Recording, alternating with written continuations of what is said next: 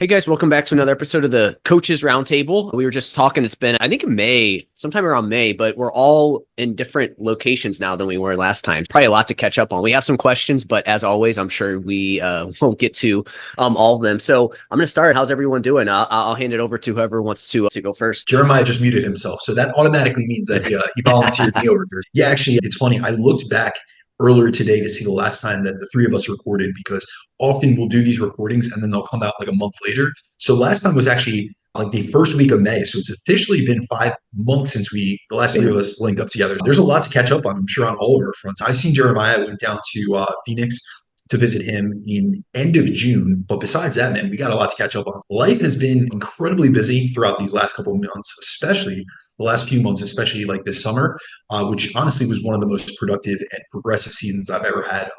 This summer, essentially, I'm very big on like goal setting, especially previous to going into phases or going into new seasons. This is something Jeremiah and I had actually done like a full podcast on this back in the day on Living Lean. But I had a few goals. I set three major goals for myself this past summer, previous to going into it. So right around the time that we had our last coaches roundtable, and the first one was I wanted to check out new cities and different cities and states that I was interested in potentially moving to. And really, my goal by the end of the summer was to determine where I'd be moving to and where my next chapter of life would be. And really, that comes down to the fact that I spent most of my life living in the Northeast, so I spent time divided between either New York or New Jersey. And that was basically out of necessity. You guys very well know this, but for a decade, I had a very high level like corporate career, and that necessitated and required that I lived near the city. So much of the companies that I worked for were based out of either New York City or Long Island. And really the reason for that is because there's major distribution hubs for supplementation right out of Long Island and New York. So it's really good for exporting, for getting, and also importing ingredients. And a lot of the major companies, like Europa Sports Products has a major office out there, which was one of the companies I worked for. And then also NutriBio Labs was based in the Northeast. And to that, when I left that career path, because I left in 2022 to go full-time online coaching, I knew I wanted to move out. I've expressed this to you guys privately. That's an area which will build you, but it'll also break you. Like it's constant hustle and bustle. And I really wanted to get away from like an overpopulated and to be honest with you, overly expensive region of the country. And initially I was looking at moving in 2022. So actually, Jeff, you joined me one of the weekends I went down in 2022 for a physique education collective. And I was looking at places in Nashville, which is where I ended up deciding to come to as I just moved here less than 2 weeks ago. But I was initially looking at places there. So I arrived earlier than you or than Anthony or any of my other friends did. I looked at properties and I was pretty dead set on going. And unfortunately, my mother landed sick. And so I decided to, instead of relocate to Nashville, I went from New York and I moved to South Jersey to be closer to her. But luckily, by this spring, her health had substantially improved. And I knew it was time like this summer that I needed to really dedicate some time to looking into where the next chapter of my life would be. So during the summer, I traveled out to several cities and spent literally over a month on the road. So it was 5 straight weeks that I was traveling. One of those weeks I went out to Phoenix and I spent time with both Jeremiah and Natalie, which was an incredible time. But Phoenix is way too hot for me, I'll tell you that. I got hit during a hot streak, essentially. It was like 115 or 116 degrees when I got out there. So I You were realized setting records, yeah. it was nuts, man. And this was like mid-June. So it wasn't even like I was in the like dead of summer. So I realized Arizona off the list. So I went all over the place. I went to Pittsburgh. I went to Chicago multiple times. I checked out different areas of Delaware, all these different states, North Carolina. And I really, the thing that felt, or the place that felt most like home was Nashville, which is a place that I've visited multiple times, like close to 10 times in the last 45 years. One of the reasons for that was because one of my closest friends, Jeff Black, lives down here. He goes to gym down here. He has multiple businesses down here. But I've also went just for educational conferences and things of that sort. And then besides the moving thing, the other two goals that I had were to continue growing and building my online coaching business and refining my services. And the last goal was more of an intrinsic one. And this is actually the one I shared with you guys the last time we were on this. And you guys asked me questions regarding like the fat loss phase and stuff. And I told you guys I wanted to get peeled. And I meant that with every fucking grain of my soul. Like I was really what I wanted to do. And this was something I kept to myself initially, but my goal was to get into my best shape and conditioning since the last time that I stepped on stage, which was 2019. So it's been over 5 years since I got on stage. And I'll be honest with you, like when most people heard that I was planning on dieting down to essential levels of body fat, because I did tell people within my circle or people like my friends and other coaches as well. And when they heard that I was going to do that while I was traveling excessively and making major decisions that were going to affect and impact my future, I had a lot of people around me that told me that they advised me not to do so. And I get why so many people did so. Like for most people, getting shredded when life stress is high is not a good idea. I would never suggest that for clientele, but like I'm a very experienced dieter. I've been on stage 15 times. I've done well over 100 photo shoots. And I'd love to sit here and say like, I did it to prove the haters wrong, because a lot of people get like a lot of drive and motivation from that. But really what it came down to was I had my own desire for pushing my own limits, and that kind of overrides disproving limitations more than anything. And really it came down to the fact that I knew that this was my last summer in the Northeast, and I started modeling and competing over a decade ago. And all of that started for me in New York and Jersey. Like those are the gyms I grew up in. Those are the individuals and the bodybuilders that really had a huge impression on me. The first modeling agency I ever landed, like I ever got signed by, was right in New York City. That had lasting impressions, and they really allowed me to earn opportunities that still are paying off to this day. There's still people that are like, hey, I found you on bodybuilding.com, like the articles that you've done and like the features you've been on and things. And it's super cool that it comes full circle, because I'm so removed from that. But at the same time, I still work within this industry. I have a full-time career, and it's something that means a lot to me. And I also, to be honest with you guys, I really wanted to prove to myself that I still had the ability to get in that type of stage conditioning, because, and especially without having a competition in sight, like it's different. Like Jeff, you've competed yourself a few times. When you have a stage goal, that there's a set date that you have to be ready, there's going to be people, not only the judges that are going to judge you, but you have people that are coming in the audience. There is this driving force behind you when you actually have to get up and get in your underwear and get tanned up and get on stage in oil. Like that is a driving force like none other. And I wanted to see, can I get to that same level of conditioning without having that external driver? I just wanted to do this intrinsically. And the thing is, I've gotten lean several times since 2019. But to be honest with you guys, it really has. I've never been satisfied since I last got on stage up until this fat loss phase. I had been in a car accident in 2020, and then I had surgeries in 2021. I've done multiple fat loss phases since then, but I've never attained like a look that I was satisfied with at the end of my dieting phases. So this summer I vowed to myself, and that's why when you guys ask me like overtly, like generally I would never tell someone like, listen, I'm going to get fucking peeled. Like I would just keep that to myself. But I really had put that in my heart. I put it out into the universe, and I felt that's what I was going to do. And I kept reminding myself, it's funny, I had a conversation with Eric Helms a couple of years ago, and he kept using this term illegally shredded. And that's all I kept thinking about, like the whole time that I was like going through the fat loss phase. I was like, that's what I'm going to be able to do. I pretty much got myself very close to like stage shape, but didn't compete. But I did do 3 photo shoots, and those lasted from late August to mid-September. And I did all 3 of them with my favorite photographers that I've shot with over the last 10 years in the Northeast. So these were people that had a really large impact on me. They helped me get magazine publications and all these different things. And I shot with them in a completely different stage of my life. Like the last time I shot with all 3 of them, I was a selfish bodybuilder. I had a much smaller business. I was in a completely different place in life. Everything was about the gym. Everything was about training. Like I was a typical selfish bodybuilder, to be honest with you. And it wasn't, when I decided to step away from competing, it was because I've been a fork in the road, and I realized I either keep focusing on myself because I used to prep myself, or I focus more on my competitors. And it was actually at the Olympia one year, I had one of my competitors who had made it to the Olympia. I had to give myself like an ego check and be like, listen, you are doing your top 10 at a national show. You might be, I was like 6th or 7th that year. You don't have it. And that's being objective. Like you have someone that is one of the top in the world. He's one of the top 20 in the world. And if you're going to be selfish and take away from helping him get to that next level when he has much more potential and has much more opportunity than you do, then you don't deserve to be a coach. And that's really where I decided, listen, I'm going to stop competing. And I have completely changed my ways in terms of, this was 6 years ago that situation occurred. But it was really cool to be able to get into that type of shape and replicate some of the shots that I did with those same photographers years ago, but also do it where I'm still building my business. I'm still showing up for my clients. I'm literally moving across the country and moving my family and making all these financial decisions. And I was able to do all these things while literally being 5% body fat. It was a very cool experience. And it was just something that once you've been there once, you can get back there. But a lot of times when you've been so far removed, it's very hard to really be able to experience or to remember exactly how brutal it is. I wasn't sleeping again. I had no libido. Like I felt all the fucking cost of getting lean that most people don't discuss. And it was very validating in terms of just going through that experience. And it allowed me to be very introspective about the last summer of me being in the Northeast and everything that this place has provided me.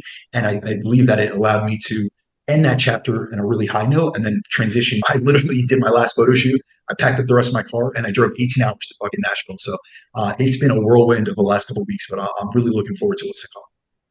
That's awesome, man. Real quick on the weather, the Phoenix weather. It's, even though it's like 115, it's dry heat, right? So it's not very hot. No, I'm just kidding. I know. No, I'm it's just fucking kidding. brutal. To be honest No, with I you guys. know. We were out at 2 p.m. like walking around the botanical gardens that day that we like broke the heat record, and it was, I think we were all all in rough shape, dude. Yeah, no. Yeah, I honestly didn't know it. I just hadn't adapted because I came from Jersey and it was probably like 75 degrees.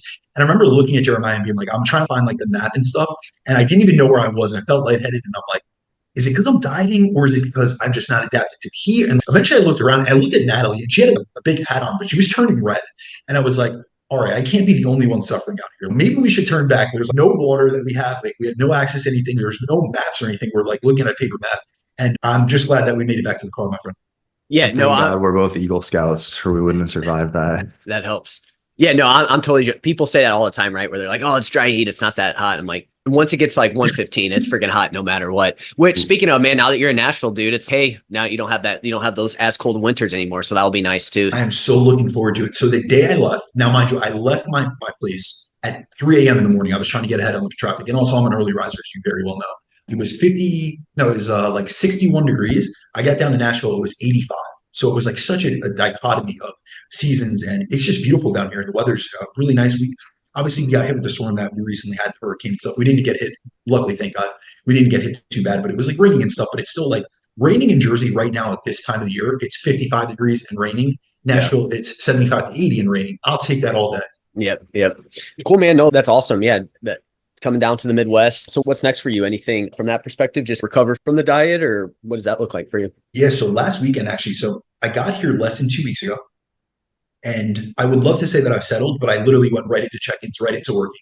And then this past week, I pretty much just worked through the week. And then actually one of my mentors that I actually tagged in and had him help me through this Photoshoot Prep, especially towards the end, Joe Jeffrey, who is based out of the UK. He's a very prominent prep coach in terms of the IFBB. He actually came down last Thursday. So he spent this last few days with us or in Nashville, and he did a seminar and I attended it. It was an educational seminar. So I don't want to say distracted, but I really wanted to be in the moment. So I didn't worry about, I did my check-ins in my work, but I haven't been worrying about really unpacking. I literally, right before I got on this, I finished setting up my office. So like I have a podcasting equipment. I literally couldn't hear Jeff like when I first got on because the mics weren't even connected yet. But really the intention is to take the next couple of months and start looking. So I had an apartment down here for a year lease. I'm going to be looking at different areas within Nashville because Nashville is massive. There's so many communities and I'm in a really nice area. I'm actually about 15 minutes away from where one of my good friends, Jeff Black, lives in Mount Juliet. But I want to go to different communities and see the greater Nashville area. So I'm about 30 minutes from like downtown Nashville currently, which is a really nice area. But I want to go to a place where I'm going to be able to create a family. And I'm also going to be looking at a property for both myself. And then also I'm going to relocate and buy my mom something that is near me. So get her in like a 55-year-old community. So I have a lot of large decisions to make within the next few months because I would like to get that finalized in terms of what community, what area, what suburban district am I going to be in terms of being in Tennessee as a whole, and then where am I going to relocate my mother to? So I'd like to do that over the next 3 to 4 months, finalize everything because you guys very well know you put a bid on a house. It's not like that's going through in a month or two. Like this is an elongated process. Jeremiah, you and I had many conversations about that, and even just like the moving process. And so I'm really focusing on that and just continuing to expand my business. The one thing that I'm doing a little bit different is I've stopped as of September, right before I left to come down here. I stopped doing private mentorships. And I'm really just focusing on coaching. I love mentoring people. I love working with other coaches. But right now, I think that my greatest impact that I can have is just on a one-on-one capacity. And I've literally taken all the mentees that want to continue working with me or the individuals that had an interest. I'm just coaching them. I'm like, listen, I can teach you through educational workshops and things, but really you're going to learn the most from just working with me on one. Yes, I can give you hypotheticals and go through my case files or case studies, but really when it comes down to it, I think the greatest utility, and Jeremiah, you can correct me because you did both with me. I really think it comes from learning from someone directly, like seeing how they coach in the real world. Like it's much different when we're looking through theoretical frameworks and going through the evidence and stuff. I love doing that kind of stuff. But I really think when you see like when push comes to shove and you really see how a coach applies things in the real world, compassionate coaching goes beyond the X's and O's of just nutrition and training and just giving you macronutrient adjustments and things of that sort. I think when you really see how someone can integrate your preferences, your priorities, your lifestyle, your stresses, and how a high-level coach does that, they're going to learn so much more. And I've gotten feedback from other mentees of mine who have transitioned over time to just working with me one-on-one, that they've still gotten immense benefit from an educational perspective because that's just who I am. So I'm transitioning out of that just to be able to free up more time just to go all in on one coach and really open up my roster. And then also so that my weekends aren't completely slammed with client mentorship calls because my weekends are really going to be dedicated. I'm still going to have check-ins early in the morning, but I'm going to dedicate them towards going to different areas throughout the Tennessee area and really look at, what area am I going to really settle down and locate in? And if I'm planning on having children and a family and all that kind of stuff, like what are the schools like? Like there's so many things I have to consider, which I know both of you have already started looking into. Yeah, man. No, that's That's awesome, dude. Yeah, big. That's definitely a big move, right? I know Jeremiah did it from Nebraska down to Phoenix. It's not an easy move for sure. So I know we do have some questions on your photo shoot prep, so we'll come back to that. But I want to check in how's on Jeremiah, how he's been, what he's been up to. Looks like he's in a new place as well too. Yeah, man, things have been good on my end. I don't know if we talked about this last time or not, but yeah, the last 6 months we bought a new house, sold our old house. We gutted it and renovated this house. Brandon was here. It was like we were supposed to move in 2 days after, and it was like, dude, I still got to see it though. Yeah, he got to see it. It looks a lot different now, as you can see in my background, but it was quite the extended process. But we are in here now. It's super, super cool. So yeah, that's been a big thing. Past that, man, I'm just trying to get jacked, doing the normal training, nutrition. I don't know. Past that, pretty much the normal. I don't think I have a whole lot to add. I know it's with your training. It's all right. Hey, I'm just trying to get jacked, right? You're just trying to do the things to help you get jacked. You got your home gym set up though? You're able to? I did, man. I was in the gym, of course, for quite a while. Brandon, you and I, we talked about this quite a lot, like transitioning away from the home gym back to the gym. That's the one thing. We love the area we moved. We love the neighborhood so much more. We love our house. I am a lot further. I did have a lot of really good gyms, like within close proximity where I was before, whereas now, any gym Brandon, again, you experienced this coaching me where it was like, I remember it was like bouncing around, like, I don't like that gym, dude. Okay. And like bouncing around to 5 different gyms. And I was like, I'm so sorry, man. I keep doing this to you. But it ended up, dude, it's just like a 40-minute trek to like anything that I really like from here to where I don't have something better at home. So it's, man, I just feel like, especially for me, I feel like I'm so productive in the mornings. I feel like my training is best earlier in the day. It was just man, it's hard for me to justify, at least at the moment, that trade-off of an hour and a half of just like drive time when I could have just as good a setup at home with the equipment I have. So yeah, we have the setup at home, and also with the move, everything going on, like I got less time with my wife. She's been working more weekends and things of that nature. She got a new job at Mayo Clinic, which is great, but also works more weekends. So being able to prioritize my time with her more, my dog as always. So yeah, I've been back in the home gym, but I see you got the home gym going as well. Yeah, dude, it's freaking awesome. Same thing for you, right? It's, man, that drive, when you got so much going on, it's hard to justify going to that, spending the time doing that. My only concern is, I don't know how you manage this, but again, having everything that you do at home, right? That's right now it's fine because it's perfect. The setup's perfect. I can just go in there and get it done and got most of the stuff we need. I'm going to still add some more, but to me, that's the biggest thing. Do you ever find that to be an issue for you at all? You mean just like separating it? Just like, yeah, like everything you do. Okay, we work from home, we do that. Is that something that that in the past when you worked out from home, was that ever an issue or anything? Oh, for sure. And it's still a challenge. During COVID, when I was like I was in like the 1-bedroom apartment, it was like I had all my gym equipment in the living room, my office in the living room, and then I would eat. That I think was a lot harder. So gym is for sure still different. I do definitely miss like the environment, but that was like, man, like the environments that I'm able to access well right now just aren't really any better.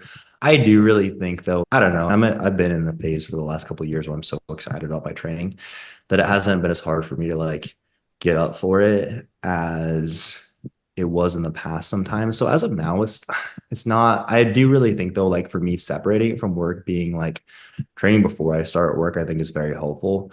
Whereas if I like get in there, and Brandon, like you're able to manage this, it seems like, because I think you like do some work before you train typically. But I know for me, if I'm like have this email from this person that got to answer and that's on my mind, and this is something you and I talked about a lot, where like making sure I'm like blocking distractions, I'm blocking social media, and I can really just be focused on what's my intention here, being intentional in my training, like all those distractions are removed. That really helps a lot. Yeah, because otherwise, so you work out first thing in the morning, you said? I'll like wake up, eat breakfast, whatnot, and then I'll train and then I'll start my work day. Gotcha. So you're not looking at anything essentially then until you're done with that. I try not to. Can't say I'm perfect about it, but I typically try not to. It's tough. I know for me, I like to work out a little bit later in the day, but I know for me, I set it up to where I'm reading a little bit, do my meditation, and then trying to get some continuing education done before I check social media. Because it's, man, if you just if you wake straight up, or you wake up and go straight to that, man, it's like you said, who knows? Like you said, if you get an email or some message or something like that, that's like just on your mind and you can't get it out of your mind. You feel like you got to get it done. Absolutely. How's being a dad, dude? Fill us in. It's good. Yeah. So that's obviously my big change since we talked. Well, also moved into our new house late May, which has been awesome. Good timing with everything. So that's been awesome, just getting everything set up. But yeah, being a dad's great, dude. He's awesome. He's a good baby. A little fussy from time to time, but that's what you'd expect with the newborns. But I love him a ton. And I'm like at the stage now where I feel like I'm kissing his face all the time. I'm sure I don't know if he appreciates that or not, but that's just how it's going to be for right now. I think things maybe that would be interesting for people is just the sleep aspect of it's been challenging, right? I know we all love our sleep, and that was a thing for me that I was like, shit, man, how's that going to work out? And luckily, he's a pretty good sleeper. Allie obviously breastfeeds him, so I just change him in the middle of the night, and then she has to stay up with him longer than me. So I'm waking up, and I'm not having to stay up as long as she is. But it was definitely an adjustment for sure, man, with the sleep side of things. Like, I'll tell you guys right now, enjoy your sleep, like, because it's not getting a full night's sleep. Like, just going in knowing you're not going to get a full night's sleep. It's, when's this gonna end? But I started taking. I'd be curious to hear your thoughts on this from either of you. I took right now. I'm taking some ashwagandha just to add in during this time, and then also some rhodiola. Brandon, do you have any kind of thoughts on that or anything? Because my kind of looking at the research on it, it's a good thing to take during times of like fatigue and high stress times. Absolutely. I got lots of thoughts, my friend. I formulated with both of those ingredients during my tenure in the supplement industry. First and foremost, I actually released, and this is, I don't want to say I was ahead of the curve, but this was before the patented version of ashwagandha, which was the KSM 66, was really coming to the forefront. I had went to a natural products expo, which is essentially where they put herbal ingredients on display early in advance. So around 2017, I started utilizing or trialing KSM 66, which is a derivative. It's a patented form of ashwagandha that has a lot of clinical research, especially from India, on it. So that is going to help with stress modulation. So what I say, it's a stress modulator. Essentially, what it does is if you have high cortisol, it helps bring it back into baseline. If you have low cortisol, it can also help with bringing it back into baseline. So it isn't a cortisol suppressing agent, but it does have some clinical indices in terms of people that are stressed. It will have a significant decrease on serum cortisol. So you can even see that in lab work. So ashwagandha I find to be especially beneficial for those with high stress and also for those that have trouble with rumination. So meaning that their mind's running. You ever have someone that's like stressed at night? I work with a lot of high achievers, a lot of high performers. They run businesses. They're completely outside of the spectrum of the fitness industry, but this can apply to many other coaches. Like you have a bunch of client case studies or casework on your plate, and you have those clients that are just not, following through, or they're really struggling, and it just eats it away at you. KSM can really help with just decreasing rumination, decreasing cortisol, especially in the evening, especially for those that have a flip-flop circadian rhythm where they have low cortisol in the morning and then higher cortisol in the evening, which is disrupting melatonin production. So it can help from a sleep perspective. It can help from a stress perspective. There is some, I don't want to say lesser quality data, but there's lesser in quantity data on increasing testosterone production. I think that may be modified or modulated through the fact that it does decrease cortisol, and cortisol will interfere with sex hormone production. There is some literature on actually increasing lean mass over longer trials, so 8 to 12-week trials in terms of ashwagandha. Now, rhodiola is also an adaptogen, meaning it modulates stress. That I find to be a little bit more helpful in terms of performance and during the day. If you notice with rhodiola, a lot of people are not going to put that in a nighttime formula, and it more so has almost like an alertness response in terms of just having you feel a little bit more awake. It's great in conjunction or in replacement. A lot of times when I have someone that is very caffeine reliant and they may be going through some adrenal issues, they may be very sensitive to caffeine, whatever it may be, I may swap that out. I've done it many times where I've swapped out their caffeinated pre-workout with maybe a non-stimulant pre-workout from Legion, which has a great formula that has some performance ingredients. So you're getting your citrulline, you're getting your beta-alanine, you're getting your pump products, ingredients of that sort, but doesn't have any, it has some nootropics like alpha GPC, but it doesn't have any stimulants. And then I put that in conjunction with a dose of rhodiola. So that can be very helpful. There's other products.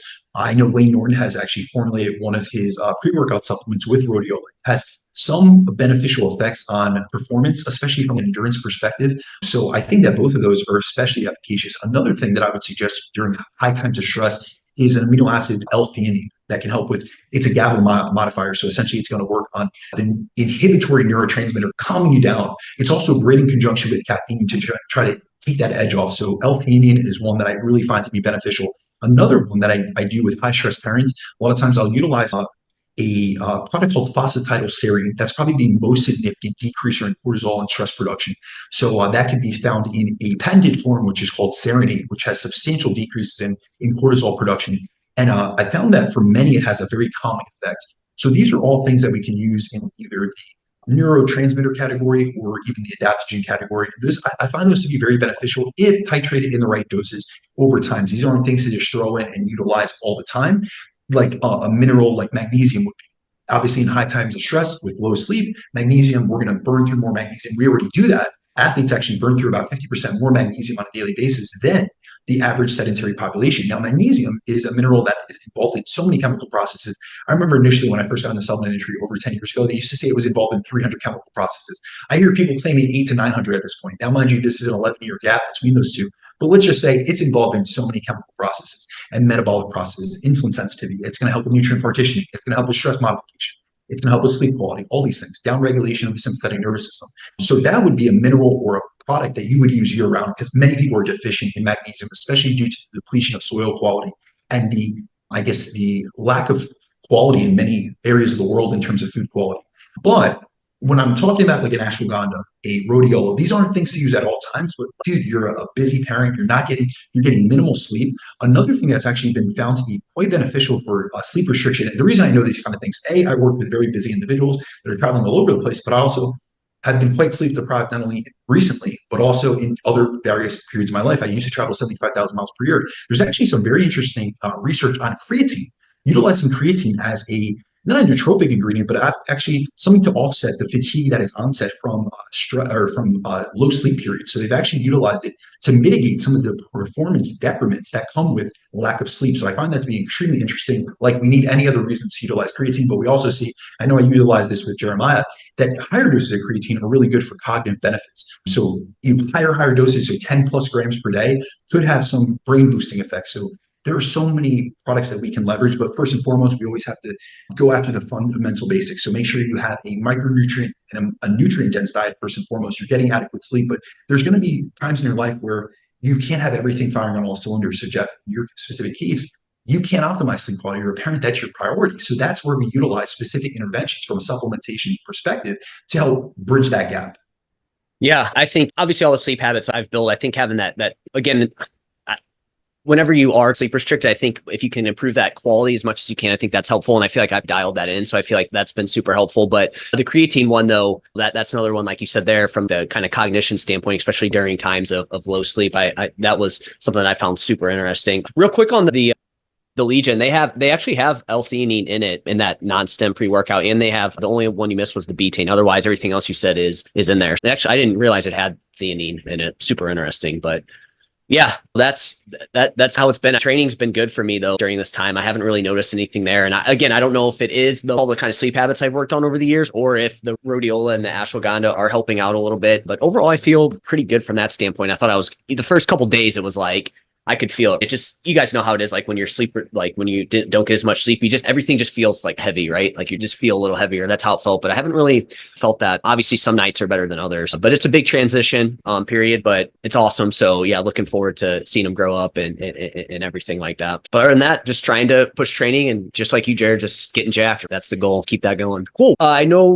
I think we did pretty good. 33 minutes, not even 30 minutes on just this part. So that's pretty good for not talking for a little bit of time. Real quick though, I know, Brandon, you had some questions on the recap of your Photoshoot prep. So if you want to hit on that, and then we have a couple other questions to hit today. Yep. I'll hand it over to you. Absolutely. Yes. I have a few questions regarding my Photoshoot prep, getting into a little bit more of the details, and also what the timelines look like and some of the peaks that I utilize, because I brought a few different looks. I did a beach shoot. That was my first shoot, and it was more of a lifestyle look. I had a very full look in terms of the gym shoot, and then I did a finalized gym shoot, which was really what I found to be my best mix of both a dry, like grainy type of look in conjunction with fuller muscle bellies than I did for my beach shoot. So in totality, my Photoshoot prep lasted 14 weeks in total. And like I was referencing to you guys, we did a podcast in May, and I already knew what my goals were, and I knew what I wanted to accomplish from a physique perspective. And really what that was, that I wanted that by the time I moved in the fall, that I had already done these photo shoots. So I had everything done and dusted, but I knew that I had 5 months to make it happen. So in May, I wrapped up what was an 8-month building phase where I was eating the most food I'd eaten all year. And I was in a great place, both physically and mentally, to soon start a fat loss phase. Now, at the end, and we've had many discussions over the years, because we've done lean building phase podcasts between the three of us. We have done key ratio podcasts, many different topics where we've covered both our approaches with clientele, but then we've also had personal conversations regarding our own approach to nutrition, or how we respond. I know, Jeremiah, you and I have done so many podcasts on different topics related to our own individual responses to things. But just for the audience to have a little bit more context behind that, so they don't have to go through the back catalog of any of our podcasts. Essentially, what ended up happening was, by the end of my lean building phase, I titrated my carbohydrate intake up to around 600 to 700 grams per day, depending on exactly what training session I had on deck. However, I had an extremely adaptive metabolism. So although my calories at that time were around 4,400 on training days, I knew that if I was to just enter a deficit right away, and I was to do what the average person does, which is reduce my daily intake by 500 calories, I wouldn't get much from a fat loss perspective, as I tend to adapt downwards to a deficit very quickly. But on the inverse, I also tend to adapt upwards when I'm in a surplus. So my calorie intake during an extended building phase gets quite high. So 4,400 calories is a lot of calories. I'm not going to say that I'm comfortable eating that much, but that's what necessitates the rate of gain that I'm looking to gain, which is generally 0.25% per week. However, the reason for that is because you guys have seen me, especially when I'm like eating a lot of food, like I don't stop fucking moving. Like my need always goes up. And so what I've come to find out, or really come to disseminate, is the fact that I end up having like an artificially inflated maintenance calorie intake when I'm in the building phase, but that goes away as soon as I go into a deficit. So instead of going right from a building phase to a fat loss phase like many people would do, I transitioned instead into a 4-week pre-fat loss holding phase to really find my actual maintenance calorie intake. Now, once I did that few weeks, it took about 2 weeks of adjustments to really find where I was staying weight stable, and that ended up being right around 3,900 calories. So if I had done the typical 500 calorie deficit approach where I was just going to decrease my calories by 500 on week 1 of my fat loss phase, I literally would have brought myself down to that same number. It would have been 3,900 calories, but I would have seen no fat loss, nor would I see any change on the scale, as I would have been right in energy balance. So after completing that holding phase, I started my Photoshoot Prep officially the first week of June. And I like to take what I refer to as a descending and dynamic rate of fat loss, meaning I start my fat loss diets out by creating a larger deficit at the front, and I target a higher rate of loss at the start of the phase. And then what I like to do is I like to slow down my rate of loss throughout the course of the phase as I get leaner and leaner. And this is a strategy I've used successfully with myself and then many of the clients. Instead of starting off really slowly, like some people will, they'll tiptoe themselves into a deficit. I start off with a short phase of rapid fat loss with a faster rate of loss. And my rationale behind taking that fast rate of loss is really at the start of a fat loss phase, we've been out of a deficit for a prolonged period of time. So think about what state we're in. Our calories are high and there's a larger calorie bank to pull from. Our diet fatigue is low because we've been in a surplus for a continued period of time, and our motivation and drive to diet is much higher than it's going to be at any other point within that fat loss phase. Also, at the start of the fat loss phase, our body fat is at the highest it's going to be throughout the course of that phase, as we have more stored energy in the form of fat tissue, which we can pull from without worrying about muscle loss. So that's like my rationale behind it. And so really in my mind, this is the time that we can leverage a faster rate of loss. So what I did was the first few weeks, I targeted a rate of loss of 1%. And I did that for the first 3 to 4 weeks. And I was able to peel off a good chunk of fat before I started to feel the effects of the actual diet. It was about 2 weeks after I got back from seeing Jeremiah that I started actually feeling like, all right, I'm dieting. I've lost a substantial amount of body weight, body fat. And that's where I knew that I needed to slow down my rate of loss. And by the end of that photo shoot prep, when I was very close to the photo shoot level conditioning, my rate of loss was all the way down to 0.2% per week.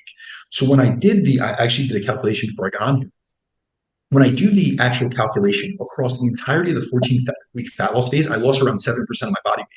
So that came out to an average of 0.5% rate of loss per week, which is very much what is in line with what the evidence shows in terms of, like, if you look at Eric Helms' contest prep review, or Brandon Robertson one as well, they find that around a 0.5 to 1% rate of loss is the best rate of loss for maximizing fat loss and minimizing muscle loss. And so this is an approach that I found to work for both myself and my clients, because off the bat, when I'm starting more assertively, we're able to get better buy-in. They're able to see quicker improvements in their body composition, their health, which helps to build momentum and motivation. And then from there, once we've gotten a good amount of runway, like we've gotten a good amount of progress, I'm able to transition them into a more moderate rate of loss by closing that energy gap. And really how I do that is I'll start incorporating refeeds or intermittent dieting strategies to try to bridge the gap and also slow down their rate of loss. So those were some of the strategies that I utilized. I'll open it up for any questions that you guys might have on that before I go into what the actual photo shoots look like, or what the peaking strategies were like. I would just say the only thing would be, did you ever end up doing, I know last time we talked, you talked about the protein sparing modified fast. Was that something you implemented at all during this? Yeah. Or? So I did, but I only did it on my off training days. So that was Gotcha. 1 to 2 days a week based on where I was at. If I was traveling, I would have 2 off days per week. One, so that I was traveling, twice in that week. So I might fly out on a Monday to a location to check it out, and I'd fly home on a Sunday. Those days that I was at the airport, I would do a protein sparing modified fast. It would just be high protein and veggies. That would be it.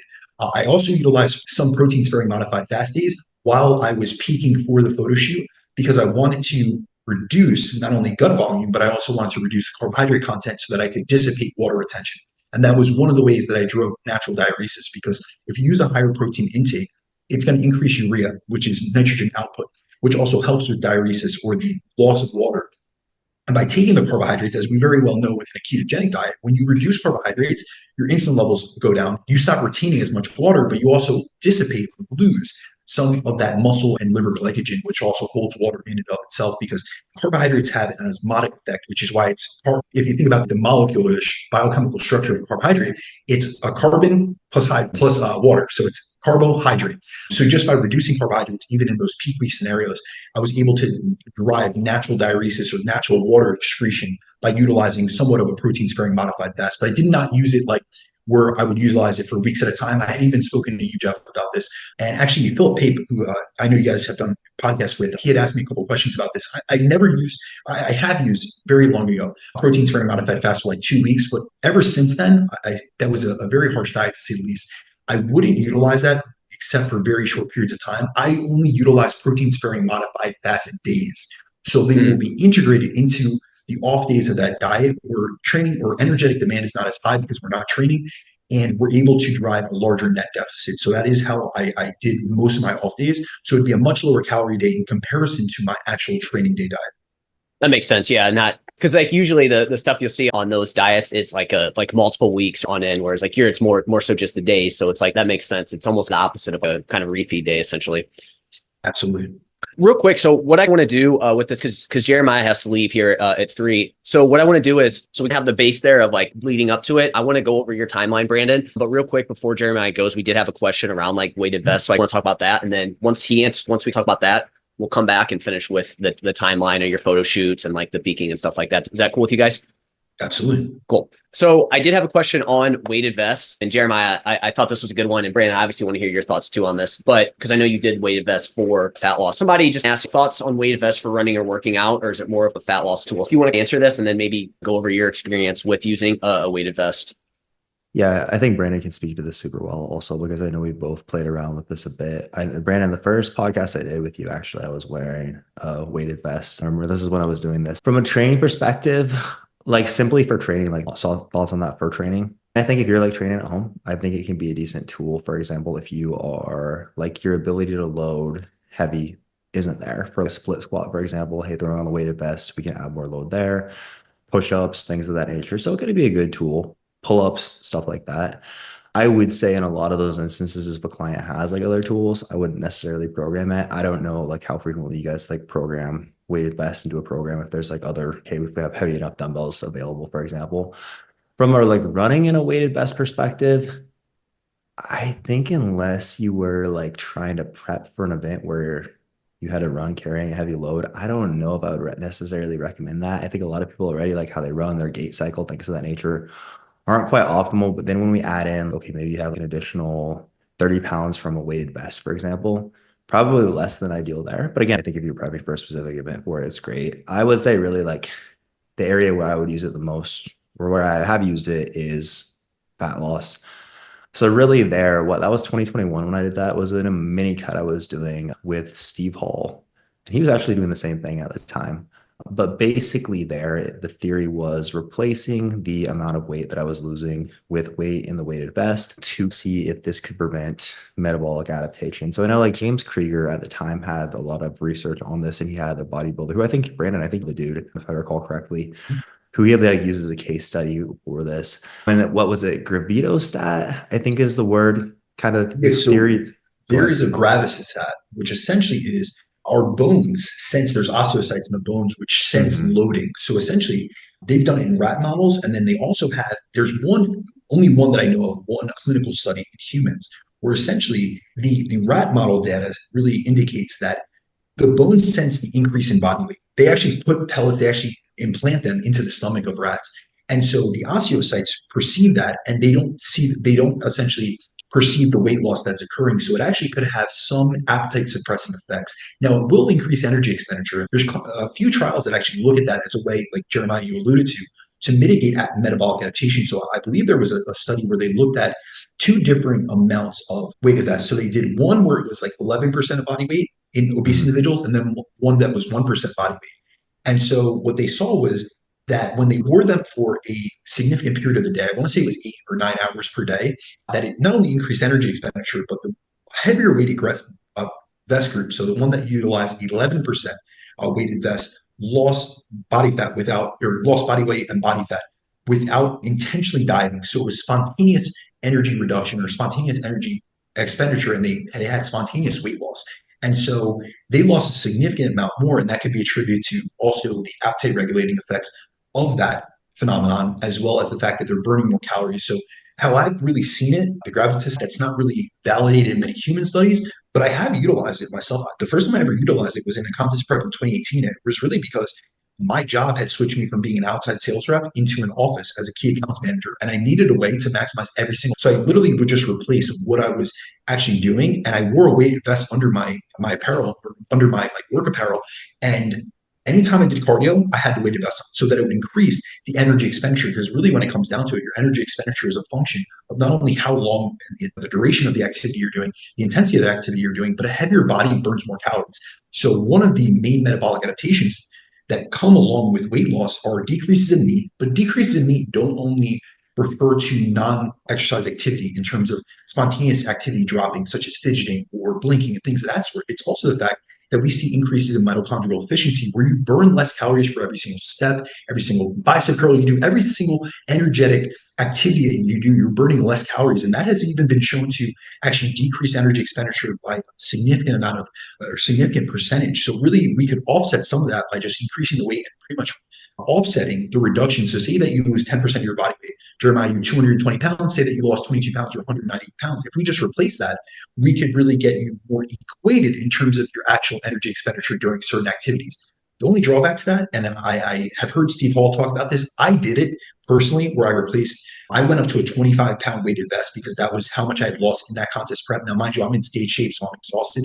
It was almost oppressive by the end, to be completely frank with you guys. It was at my desk, even it felt like I constantly had it on, even when I went to sleep. And I did wear it all day.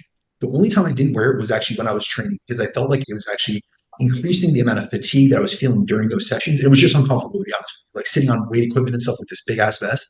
I have utilized it since then, but only during periods of activity. So I've done my steps with it, and then I've also done my direct cardio with it. I've done the same with clientele, where they're not utilizing it the whole day. So I don't believe you would get the gravitastat function where it would actually suppress appetite, because you don't have that big thing on you all day, but you would still get the energy expenditure increasing effects that carrying around a heavier body or heavier weight essentially during those activities would yield you. So there's many ways to go about this, but there is some literature behind it. But I will say that it's really based on the client's preference. I've had some individuals that love it. They're like, listen, I don't care. Like, I'll wear it. It maximizes my efficiency during cardio and steps. And then other clients that have hated it. So it really comes down to personal preference. Yeah, I think from the gravito stat, I think I'm still saying that word wrong, but you guys know what I'm saying.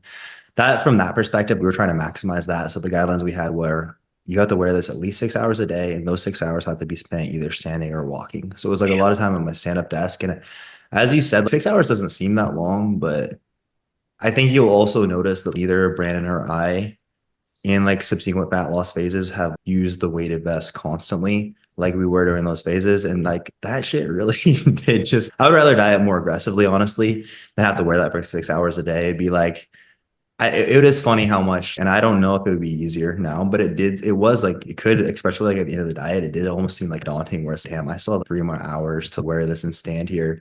Or it'd be like Katie would get home at night and be, I'm sorry, I still have 2 hours in this weighted vest. Like, I think she hated it more than I did. She'd like, give me a hug and just metal plate, hit her in the face or whatever. Like, so I think it's a cool concept. I think when we're looking at, for sure, it's like a little edge. When I almost see it like a supplement, right? Hey, maybe the supplements gets you a little edge, him being in fasted cardio, right? Can we lose fat without it? Absolutely. Is it going to be like a complete game changer and make this a lot easier? No, you'll burn more calories if you wear it during your steps and like fasted cardio. I would say as well, I sold mine because I hate that thing after that diet. But if I were to get another, I think, yeah, probably using it during like my fasted cardio and a couple of walks would make sense. But I personally don't know if I would do that like at least 6 hours a day again, nor do I think it's realistic. It really made me feel for what it must be like to be pregnant, because that shit must be painful. It also do just like your lower back, your traps the first couple of days were just beat up from that. But it's a really cool theory. I again say like an application, I don't know how many people I think is practical for from like a fat loss perspective. Yeah. And so I guess too, the thing, and you guys hit on this a little bit, but like the fatigue cost of it, did you feel like that was there too of wearing that, or did you not really notice that at all? Don't think I noticed a big difference. I was in a mini cut, so we were dieting pretty aggressively regardless. I personally don't think I noticed a huge difference though. I don't know, Brandon, do you feel like you did? I think I did, but I think that it's confounded by multiple aspects. This was a prep for NPC Nationals. I got the leanest that I've ever gotten in my life. It was 2018. It was done during the summer and it was extremely hot. I was working in an office structure and just working myself down to the bone. Coaching, that was the first year that I brought someone to Olympia. And the other part of this was I did it over an 18-week prep. So it wasn't a mini cut. I did it that entire time. As soon as I started losing weight, I started replacing it. So initially it was fine when I had lost 5, 10 pounds. Once I got to the 25 plus pound mark, first of all, metabolic adaptation setting in because I've lost over 10% of my body weight. Second of all, I was very lean and the dieting practices we took then weren't as advantageous as they are now. Very sparing refeeds. There was no diet breaks, things of that sort. That just wasn't the approach that I was taking at that particular moment. The other thing is that I was wearing it approximately 12 hours of my day. So it was much of my waking day. Really, the only time that I didn't have it on was when I was training. And so I think by the time I got to like the 20 to 25 pound weight vest, it compounded over time. I'm not going to say that it felt fatiguing. I don't want to say that it was like central nervous system fatigue or it was these particular fatigues. Like I'm not saying that I was accumulating calcium ions because I had a weighted vest on, but I will say just mentally fatiguing. It did amount over time. And then I had many conversations after with clientele that I tried it with in that era, and it just wasn't for their preference. But I will say this: when I transitioned, I've done many actually fat loss phases up until actually last year because I had gotten rid of my vest. But even last year, I did a fat loss phase last summer, and I utilized weighted vest during my fasted cardio and during my steps. And I would just throw it on, but I didn't have to bring it all over the place because I had a treadmill in my house that I did fasted cardio on. I had a walking pad. Like when I started having to bring it to my office that I was traveling to, I wasn't working at home at that time. When I would have to bring it every place I went to the grocery store, and I had this big thing on it, I'm sweating like I look like a freak. And it's not that I care about those judgments. It got to be a lot during that prep. But I also think it's heavily confounded by the fact that I literally was in stage conditioning. My glutes were in. So everything felt fatiguing at that point. So I don't want to have someone think, oh, I'm utilizing this as a fat loss tool and I'm going to feel all this fatigue. Let's not build a fragility narrative around this. If you get into contest shape, you're going to feel like shit. It doesn't matter what way you slice it. It is a incredibly fatiguing process. And yes, you can do it in better ways and worse ways, but at one point, you're in a state of low energy availability. You're at essential levels of body fat, and physiologically, you're downregulated. So you're going to feel that, especially when you have multiple shows. So I had a qualifier that I had to get ready for, and then 4 weeks later, so I stayed in contest shape for about 5 weeks, which is a very long period of time.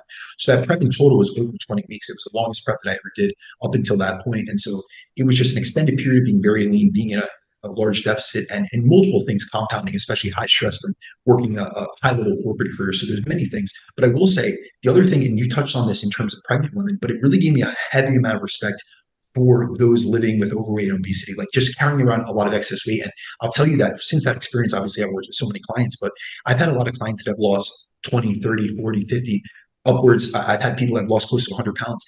And the benefits that they expressed to me, like their ability to look back and really think about like how their joints felt, how their knees felt, just their day-to-day vigor for life. Even in a dieting state, there are individuals I've worked with that have either had overweight or obesity, and they're actually increasing NEAT and increasing steps throughout the course of a fat loss phase because they have less body weight. At first, it was really hard for them to do cardio or to even go on a walk. By the end of the fat loss phase, they might have lost 30 to 50 pounds. And you would think, all right, we know that one of the many metabolic adaptations, one of the most substantial ones, is a decrease in NEAT and decrease in spontaneous activity. But these individuals, because they feel so much lighter on their feet, they're actually moving more. So that's actually, there is some area of the literature that looks at NEAT reductions in obese populations. And sometimes we see an increase in NEAT because they're seeing such a better quality of life. They feel better, they're functioning better. And so this is something that I think is extremely average fitness professional that's always been fit, strap a fucking weighted vest on yourself for a couple of days and really get into the experience that one of your clients has so you can understand why they may not want to be in the gym. Because I think one thing that I wish our industry understood more, I have family with obesity and many metabolic diseases. That's really made me be more compassionate and understanding of these things.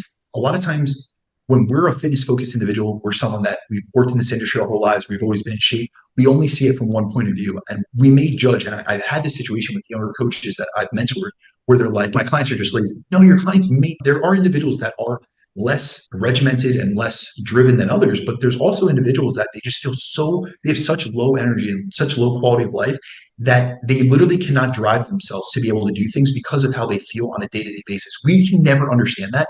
But I think that just taking a compassionate viewpoint and saying, all right, dude, if I had a 50-pound backpack on me at all times, I would hate going out to do cardio. I hate going to the gym. It's just a really good way to step back and see something from someone else's perspective.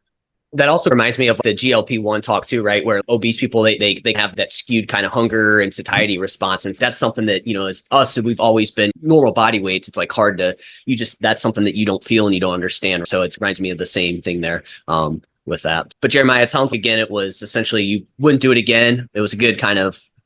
I don't know if I would say I'd never do it again. I think that, again, my I don't know if like the standing 6 hours a day, I think it became something that like made me less efficient with like my work and things of that nature but for sure, like where it made sense, I think I probably could find a happy medium and I would be happy to do it again.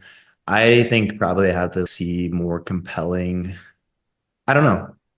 Honestly, in my case, it's not really a challenge to get lean and diet down. I don't find dieting to be especially hard. Yeah, just like the trade-off isn't worth it at this point, but I for sure think maybe as something supplementary, more similar to what Brandon discussed, I would for sure be down for it in the future.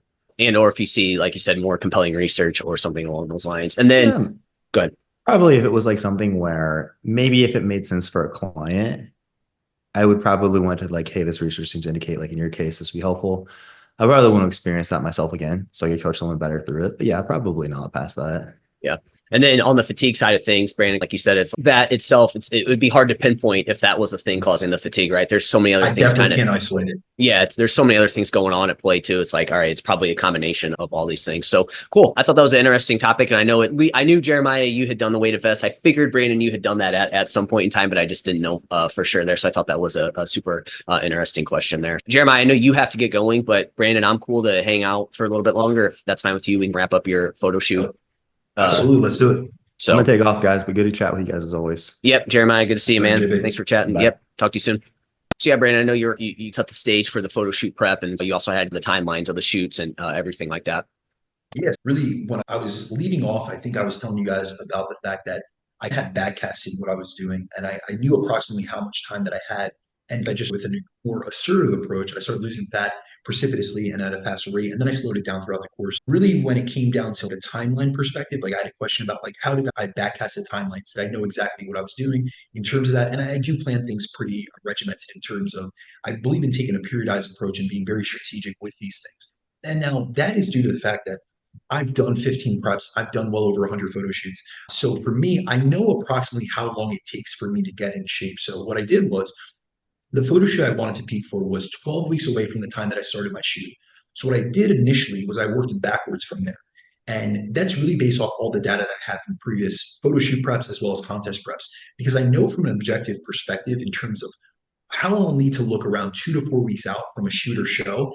And I also know subjectively how it feels to be that lean. And that's a huge thing. A lot of people, they almost get scared off by the hunger they're going to feel or the lethargy. Like, these are things that I'm not going to say that they're uncomfortable, they're not uncomfortable, or that I don't suffer from them. I do.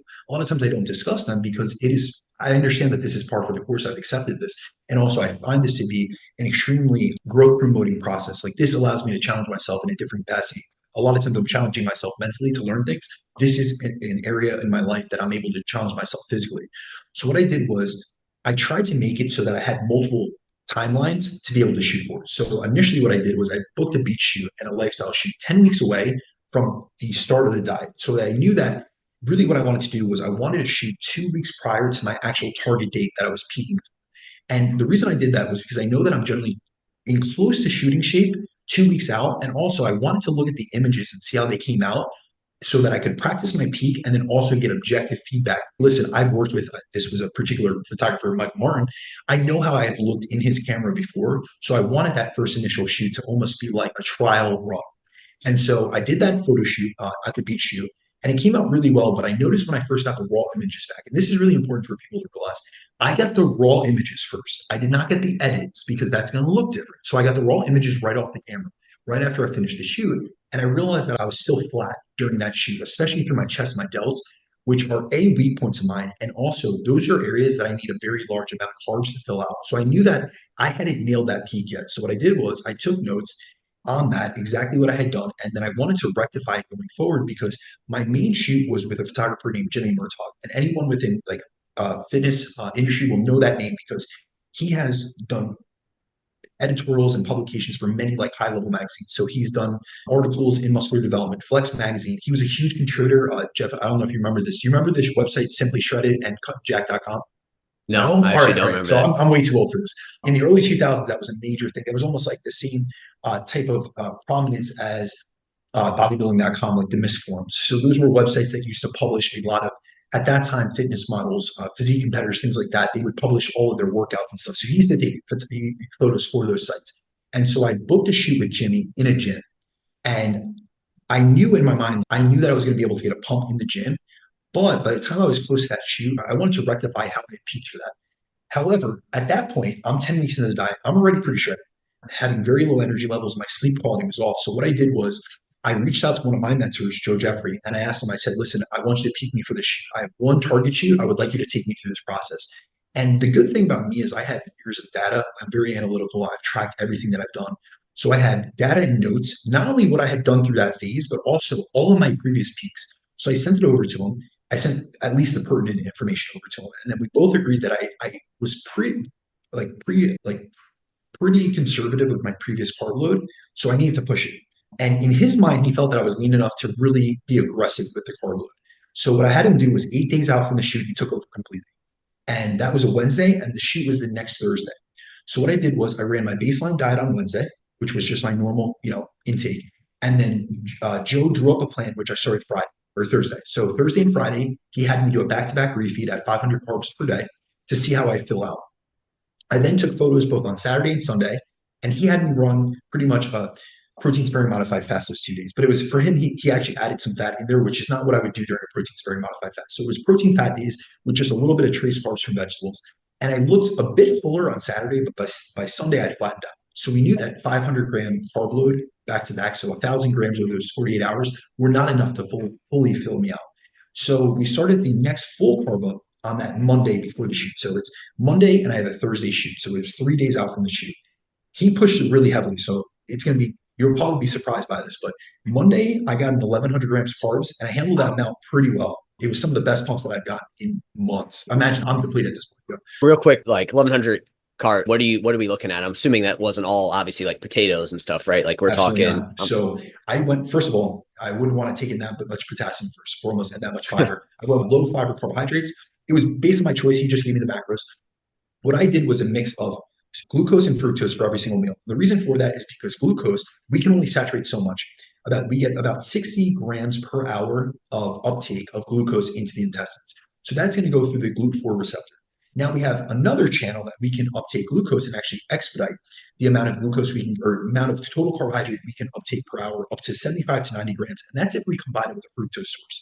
So what I did was, generally, I did a 2-to-1 ratio of glucose to fructose. So I'm just going to give you a hypothetical. If I was eating 90 grams of carbs in that meal, I would do 60 grams from a glucose-containing carbohydrate, like rice, maybe a rice-based product, whether that be jasmine rice or something that sits well on, that would be cream of rice, something of that sort, maybe rice cakes.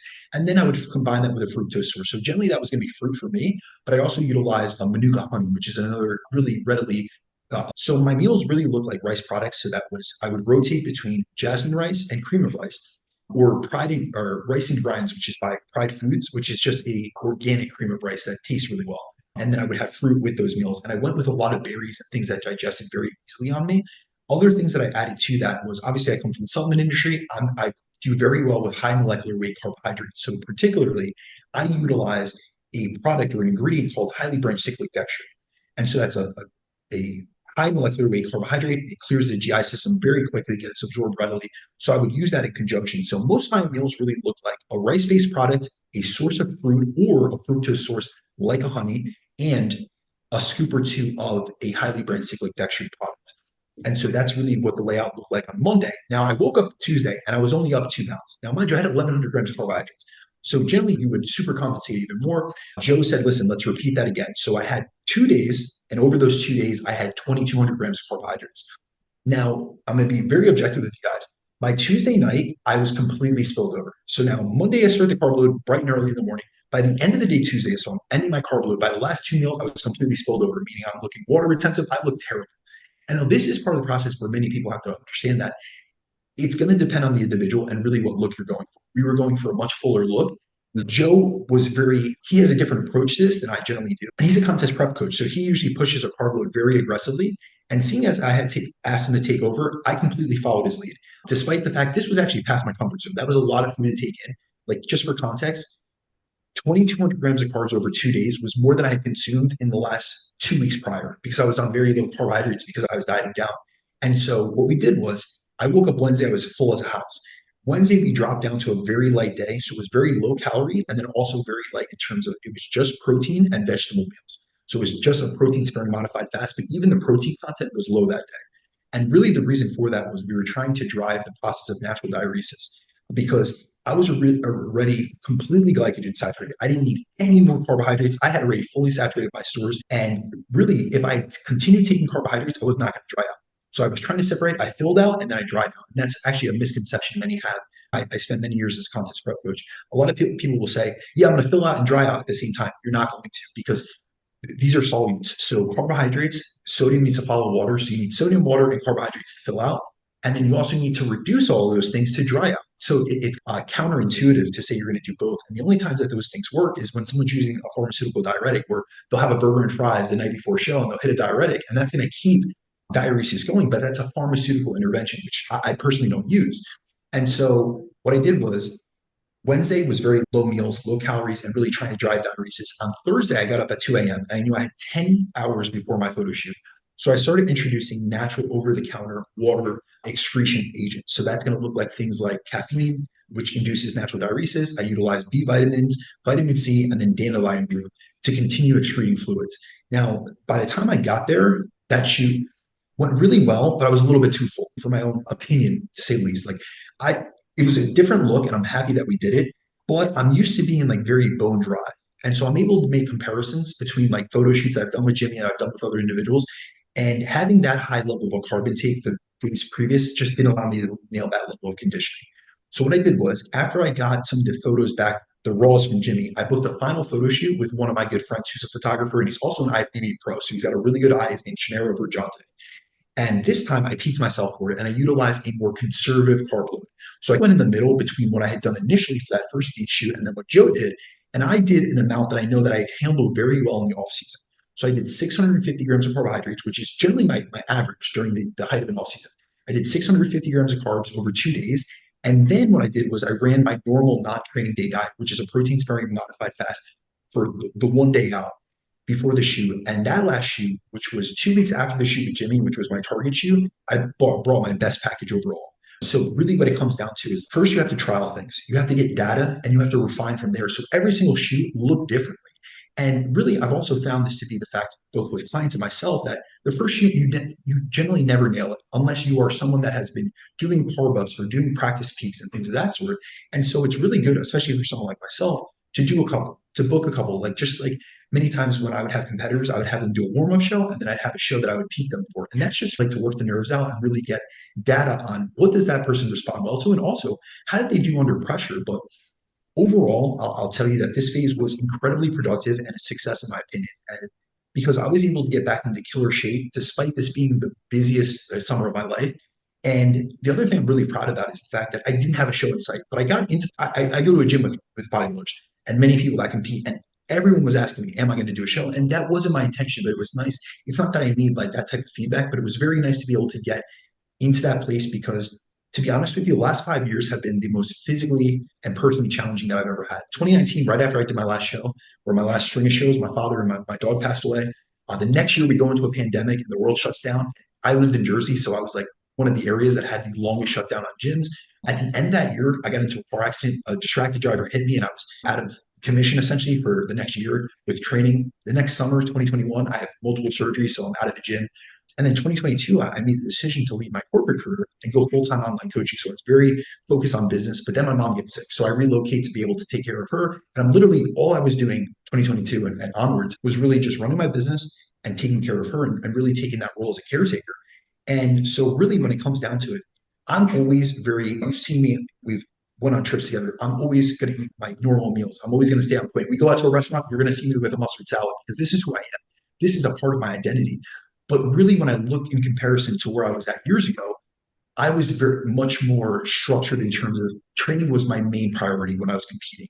And I was able to get in very similar shape this summer, despite that not being the fact, and despite the fact that I'm no longer that person that needs a show to get in shape. I'm that person that this is just an intrinsic driver, and I can get myself to that area while building my business, while continuing to provide evidence-based education for mentees, for other people out there.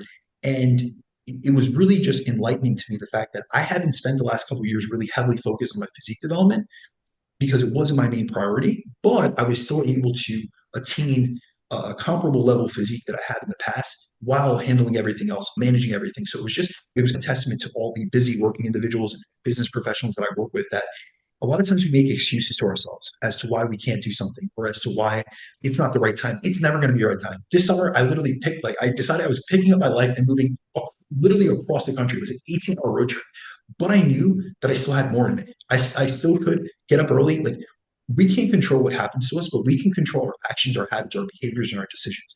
And every single day, if you take it, like I was very big this summer on the expression, my personal mantra was be where your feet are. Every single day, I try to use it as an opportunity to get better. And I just focused on getting 1% better each and every day. I'm not going to tell you every single day that I nailed it, I hit it out of the park, or that every day was perfect, because there was a lot of times that I'm like looking at leases or I'm getting calls like my landlord's, listen, are you leaving or not? There's a bunch of pressure. I'm handling all these financial responsibilities and things. I have 2 mortgages back in Jersey. There's a lot of things going on, but it's just being able to show up, and how you do anything is how you do everything. If you just go all in and you really give your all in something, you will have an outcome that you will be proud of, regardless of how the cards settle, because you gave it your all. That's really all that matters.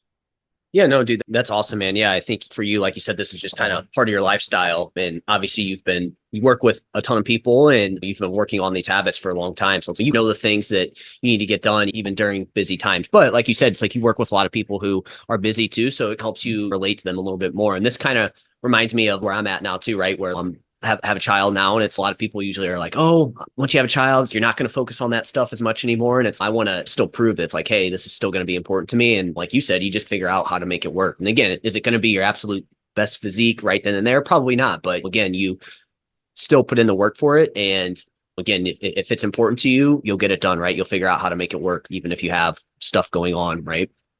And there's always going to be things going on. There is never the perfect time. I'll tell you personally, Jeff, I've worked with many IFBB professionals, even those that have been on the Olympia and those that they actually have done this as a career. So meaning that they had sponsorships and they had endorsement deals were literally competing with their life. And even for them, that literally their life is lined up where they have free gym memberships and they get paid essentially to train or to shoot content. Even those individuals, it's not always perfect, and the circumstances don't always align themselves, but it's really about showing up and giving your best each and every day, regardless of the circumstance. And when it comes down to it, a lot of times what I'm doing now, I'm working with more high level in terms of like high performers, high achievers. There's some competitors still there, but that's a very small percentage of my clientele and my roster currently. I work with a lot of other busy business owners because I can relate to that. I came from a 10-year corporate career managing multiple things and running a business. And so I work with many people that travel excessively for work, and they're really trying to build their business, trying to expand their family, and they're trying to build their body. And the thing is, we can excel in all realms. It doesn't mean that you're going to be the absolute best in every single category of your life at the same time. That would take divine intervention and really aligning all the time skills at the same time. That doesn't need to happen though. You can still show up for yourself each and every day. And another thing I really like having conversations, especially with those that are incredibly busy, is what is your values? Like, what are your values? What are your intrinsic drivers? This should not be about relying on motivation, because really when it comes down to it, it's when you develop better habits and behaviors that you reinforce and you repeat on a daily basis that you start seeing results. And results are what build momentum. And momentum is what really provides you with more motivation and inspiration. So when it comes down to it, we have to shift the paradigm from people looking at, I need motivation to get started. Whereas we really need to go, we need to get started and put in some work and actually get some sweat equity in there to get motivation so that we continue this and keep getting results. And I have looked at it half-assed backwards essentially. And so when it comes down to a lot of the parents I work with, a lot of the conversations I have with them are, what are your values? What are your intrinsic drivers? What are some of the fundamental principles of your life? And a lot of times the conversations come down to, I want to be a good representation for my family. I want to be a good role model for my kids. I want to be active and around it. I'll tell you personally, if and when I do have a family, I'll be completely objective and transparent with you. I saw my dad have a heart attack in front of me when I was 8 years old, and that changed the trajectory of my life. That's why I'm health obsessed. I've been pretty neurotic and OCD about health. I think one of the first episodes we ever did was on insulin sensitivity, and that was really the reason I know so much about the topics of insulin sensitivity, glycemic control, blood sugar regulations, because my dad was a diabetic, and I was not only seeing him suffer the ramifications of a poor lifestyle, poor stress mitigation and stress management, as well as poor nutritional decisions, but it's also because I realized I never want, if I have children or I have a family, for them to see me suffer and also for them to worry like I did as a kid. And so, really, when it comes down to it, if you're able to frame things in a perspective where it's, listen, every single day is a deposit into that progress bank, doesn't mean I'm going to be shredded at all times or whatever it may be. Like that would be a false narrative essentially to sell yourself. But if you could just look at it like you're doing it yourself, like I try to contextualize this to clients. A workout is better than no workout. Half a workout is better than no workout. So it's like, listen, you may have things come up. There was a lot of times within the last 2 years, my mom would have an emergency. She was in the hospital for extended stays, and I'm her emergency contact. I'd be in the middle of the gym. And now, mind you, one of the things I've done to align my schedule in a manner where I'm able to get my training in and go to a gym is I go to the closest gym that's to me. So right now I'm going to a gym that's 5 minutes away. And on the weekends, I go down to Jeff's gym, but that's over 20 minutes away in Nashville. So I don't have that time during the week, but I go to a gym at 5 or 6 a.m. And I block off time where I don't have any clients checking in yet because it's too early in the morning. And B, it's a time, even when I was in the Northeast back up in Jersey, it was a time that I knew my mom wouldn't be awake and there would be a very low likelihood of her calling me with an emergency. Because if I did go to the gym, like most people, between say 10 and 2 o'clock, 10 a.m. and 2 o'clock, there'd be a high propensity of me getting a call and having to get interrupted. Now, when I did have that situation come up and it was an emergency, I had no problem telling myself, all right, I got through half this workout. I'll either finish it up tomorrow, later on in the day, or I'll call it a day because I got most of it done. I didn't make that excuse and decide not to go in there because of the potential that something was going to happen. So what you've done in terms of being able to keep some of your consistent habits, setting up a home gym, that's immensely beneficial. These are conversations I have with busy parents that I work with, and it's there where there's a will, there's a way, but you need to be willing to make different interventions, try different strategies, modify your habits and behaviors, and also make sure that you're maintaining some of those baseline default habits that you know lead to success. Yeah, like you said, working with what you have and to go off that, it's okay, this probably isn't the best time for me to go do like a Photoshoot Prep or run a fat loss phase, right? It's, hey, we're going to back off and what are the big rocks to focus on? So it's also knowing your situation and working with it and just having those expectations of, okay, again, this isn't the best time to do that. So again, like for me, it's again, get my 4 workouts in. I'm not tracking calories or macros right now, but it's like, hey, I'm making sure I have a good base of whole foods throughout the day, getting protein in at each meal, and then really trying to focus on sleep when I can, because my sleep's going to be impacted, but I'm still going to try to do what I can with it versus being like, oh, it just is going to suck. And that's going to impact everything else, right? It's going to impact work. It's going to impact my motivation. It's going to impact all those things. So just figuring out what those big rocks are. And that's going to look different for everyone, right? Like for you, I'm sure whenever you have a child at some point, like if that's what you want to do, like your habits are probably going to look a lot different. And like your expectations may look different. I think it's important to get that figured out. And again, having coaches like us help you out with that, I think is super important. One thing I always, just to recap this or wrap this up, one conversation I have with many of the people that I work with, because I have clients right now that I've been working with for 6 or 7 years. So I've seen them through, I have one particular client I'm thinking of. So shout out to Mike, so listen to this. I've worked with him through all stages of his life. I was with him when he was a bachelor in a bachelor pad in North Jersey. I was with him when he opened up his first business, which was a small personal training studio. I was with him when he got engaged and expanded to a very large personal training studio that was in a beautiful area in Central Jersey. I was with him when he had his first kid. Like I've coached him through all these phases. I know him personally as well. So he used to work out at the gym that I went to when I was in college many years ago. But I always tell him, listen, every single phase and every single chapter of life, we're going to evolve. My coaching evolves just like your life evolves. And the expectations that we have from one phase are going to change from the other. The habits, the behaviors. We're going to have certain baselines. Like he's always going to prioritize his protein intake. We're always going to make sure that he has some base level of cardiovascular work because he has a history of cardiovascular disease, things like that. So we're going to have these big rocks that we're always going to have in place. But then the small pebbles, those are going to change from phase to phase and different chapter of his life. But this is one expression I tell many of my clients. We optimize when we can and we adapt when we can't. And that's really what it comes down to. Try to get things aligned in the best fashion possible if you have the ability to. So when you have the ability to have a regimented or a a more routine sleep schedule where you wake up at approximately the same time, you go to bed at approximately the same time every day, take full advantage of it. And when you don't, adapt to that and make sure that you're making sure that you're giving yourself a little bit of time to de-stress and decompress. So Jeff, if you can't get great sleep quality, maybe do, like you're mentioning, you've been doing meditation. So you're offsetting some of that increase in your allostatic load by doing something that is de-stressing, decoupling stress from yourself.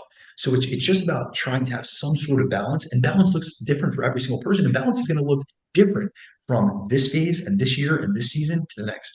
And so we just have to be compassionate towards ourselves and be understanding of that. And then also realize that as long as we're giving our best within each phase, that's all we can ask of ourselves. But we also have to be objective and accountable to ourselves and acknowledge and aware of the fact that there's a lot of times that we're making excuses and we're not giving our all. And that's where we really have to evaluate. And that's where a coach, objective person in your corner can really help you, because they will try to get the best out of you. A lot of times with my clients, I know their baseline level of habits. I have their default habits. I have a lot of data on them. And then I also know sometimes we have to have those hard conversations. Listen, you have been slacking off for months, and now you're wondering why you're not getting the results you want. But you've let tracking slip, or you've stopped prioritizing actually hitting your RRR targets, or you're not pushing yourself to the gym. You kind of just went through the motions. Every time I see a video, I'm trying to correct you and push you harder. But you're telling me that you're at 0 reps in reserve one. I have the objective data in terms of your rep progression, and I also have the videos, and I'm seeing no loss. So that's where we have to have a checks and balances process where we're both compassionate in terms of our feedback, but then we're also objective and we push people when it's necessary. I always say, like, my biggest role as a coach is to know when to push a client, but also know when to pull them back. Yeah, it's walking that fine line. And that's something that, again, just getting macros online isn't gonna teach you. And I think that's, again, where the real value is. So cool, man. Last thing, and this was something we didn't talk about, but so this is just some raw information here on this, and just curious to hear if this paper came across you or not here. But I know for you, when we initially talked, you said you suffered from RED-S at some point in time a while back. And there was a recent, I think it was a meta-analysis. Either way, they looked at their kind of research on it. And basically they're saying that the model, basically the title of the paper is, does the RED-S model focus too much on energy? Have you seen that paper come across, or have you read it yet or anything like that? I have not. I could pull it right now if you'd like. Who's the author? It's Drup, I think is his name. I don't know how to pronounce it. Yeah, I think so. I don't know how to pronounce it, but it's repeat the title again. Does the RED-S model focus too much on energy? And so really the main thing that they're saying is the big thing with RED-S is low energy availability, right? And so that's obviously a big part of RED-S. And so their kind of thought was like, yes, that's important, but they're saying that in the research, it's a little bit too focused on just the energy side of things. And they're saying that there's a lot of other things that go into it. And I figured this would be something that you probably already know, but they talk about sleep, they talk about disordered eating, they talk about mental health, life and environment, your training and exercise, illness, like all these things are also playing a big role in this. And I think really with the research, it's like really focused on just energy availability. Yeah. So really when it comes down to relative energy deficiency syndrome, relative energy deficiency in sport is a physiological consequence of low energy availability. Yes, the calculation of low energy availability is defined as your energy intake minus your exercise energy expenditure. Now, that is a calculation, but as with all things, this isn't just math. So there are other factors. So there actually was a recent study last year which showed that sleep decrements that low energy availability and RED-S can actually have a lot of physiological implications and downstream effects on sleep. And really, when it comes down to it, I think that it's very important. So I didn't get to see this paper. I will actually read through this after. So I appreciate you pointing it out. So I won't speak on the paper exactly. Obviously, I've looked into this paper, or I've looked into this subject heavily because I was someone that I was not able to be classified as having REDS. This was what I was dealing with. That was not a classification. So RED-S, and now it's actually just termed out. Right. So the IOC put out a consensus statement at the end of last year, which was a new Olympic Committee consensus statement. They just made it REDS. So really that terminology did not come out till 2014, where the IOC, which is the International Olympic Committee, put out a statement that it was no longer just a female athlete triad. And really, it was affecting males as well. So really, when it comes down to it, this is a physiological downregulation there's all these spokes. So there's metabolic consequences, there's cardiovascular consequences, there's hematological consequences, there's all these downstream implications of being in a chronic state of low energy availability. Now, the most recent consensus statement that came out at the end of last year actually differentiated. There is problematic low energy availability, and there's like acute low energy availability, or what's referred to as adaptable low energy availability. So adaptable low energy availability, in the sense of, they specifically spoke about it in the context of athletes, would be if someone has a weight cut and they need to make a certain weight class. That would be a short-term intervention that we're looking to decrease body weight, and sometimes we're going to do it with wrestlers, things of that sort. they're going to do it by extreme means, but we're going to get them out of that state of low energy availability after that competition. Now, problematic low energy availability is long bouts of low energy availability when you are not matching the energetic demands and needs enough that you don't even have enough for your exercise activity nor for physiological functions. So that would be menstrual cycle regulation or sex hormone production or even immune system regulation. And so we see a lot of downstream effects. So we see lowered bone mineral density. We see the loss of menstrual cycle. So really what I deal with a lot is women that have been in a state of low energy availability and have lost their menstrual cycle. I believe we did either a coach's roundtable or we did a Q&A years ago where I spoke about how to restore menstrual cycle function in response to hypothalamic amenorrhea. So just so the audience knows what hypothalamic amenorrhea is, it is the cessation or the loss of menstrual cycle function or a period for 3 months or longer. And this generally will happen with women that are aggressively dieting or over exercising for their energy intake. So it's a mismatch between someone's energy intake or calorie intake and their calorie expenditure, which can be caused by underfueling or overexercising. It's generally a combination of the two. So I would be interested in looking at this paper and seeing some of the other implications that they're looking at. But when it comes down to just a definitional aspect, the number one contributing factor to REDS is low energy availability. So that's why a lot of people look at it from a calculation perspective. But there's other things. So for instance, it could even be the distribution. We could see what's called within day energy deficiency.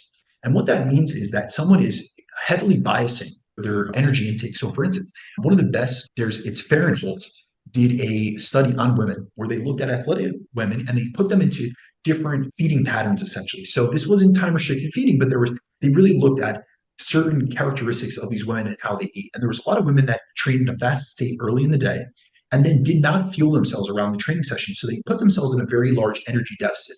And for the starting portion of their day, they were with what's called within day energy deficiency, meaning they were in a massive deficit and they weren't restoring any of that energy that they used during their exercise sessions or their practices. And then they would macro hoard, which is not what they put in the study. But if you actually look at like design, like you actually look at like the percentage of energy intake, it was really biased towards the night. And they actually found that those women had skewed sex hormone levels and they also had higher ghrelin levels and higher cortisol levels. So they were having a stress reaction to that. And they were also having downstream implications on their sex hormone levels, so their estradiol and their testosterone levels, despite the fact they were at maintenance calories. So they weren't in deficit. So it shows that, and they did it towards a comparison of women that did a more even distribution pattern where they actually fueled themselves both pre and post workout. And they found that those in that group had lower cortisol levels and lower ghrelin levels and better appetite regulation. And so really what that shows is, yes, calories equated. A calorie is a calorie, or a lot of people just look at it, oh, you're at maintenance calories. But it is about the temporal distribution of that energy. We even see that in trials looking at weight loss interventions, looking at early time restricted feeding versus late time restricted feeding. The weight loss will be the same if the calorie deficit is equated, but the implications on appetite regulation, when we see earlier time restricted feeding, or when we look at calorie shifting diets in terms of chrononutrition, when you utilize a higher proportion of energy intake early in the day, like in the Jakubowicz trials. She has 2 or 3 trials on women where they find that satiety levels are more preferentially or more positively impacted when you eat more of your calories early in the day than late in the day.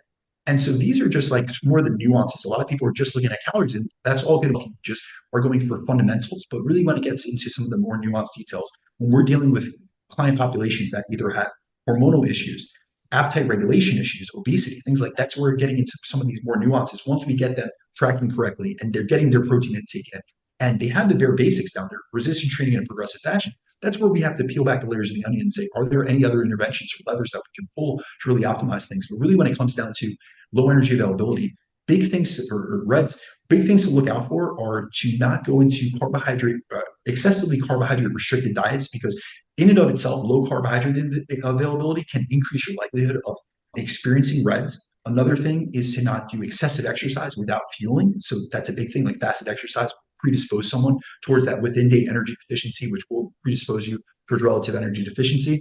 There's many things. Sleep obviously could have downstream implications on insulin sensitivity, on appetite and satiety hormones. But I will look into this paper and see some of the other, I guess, spokes of the wheel that they were looking at. But I do think that we can't just dichotomize it just down to energy intake, because if it was just a math equation, we wouldn't have these problems, because there would be people that would be able to do the accounting for us. But everything within these models, or even metabolic adaptation, a lot of people, they just want to talk about BMR. Well, BMR accounts for a very small percentage. It does get downregulated, and there is a suppression due to adaptive thermogenesis, meaning that yes, we see a decrease in the amount of calories you burn at rest through your basal metabolic rate due to the loss of body mass, but oftentimes there's an adaptive component, meaning that we actually see a greater decrease in our basal metabolic rate as compared to just the weight loss alone. What we would predict if we did a predictive equation, and Jeff, you lost 20 pounds.